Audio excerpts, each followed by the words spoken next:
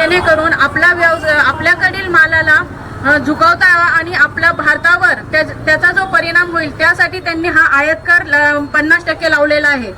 पण इतका आयात कर लावल्यामुळे त्यांना असं वाटतं की भारत हा आमच्या पुढे झुकला जाईल, पण भारत हा पूर्वीचा भारत राहिलेला नाहीये।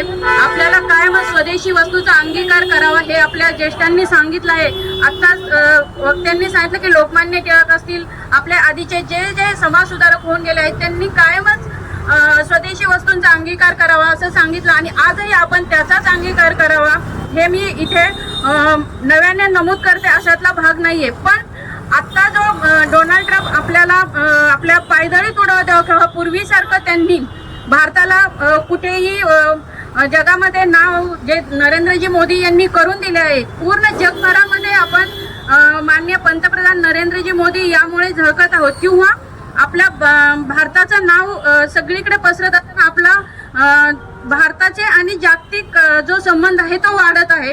भारताचं प्राबल्य पूर्ण जगावरती वाढत असताना ते डोनाल्ड ट्रम्प यांना त्रास होतो आहे ह्या गोष्टीचा आणि त्यासाठीच ते भारताला नामशेष करण्यासाठी असा आयात कर लादत आहे।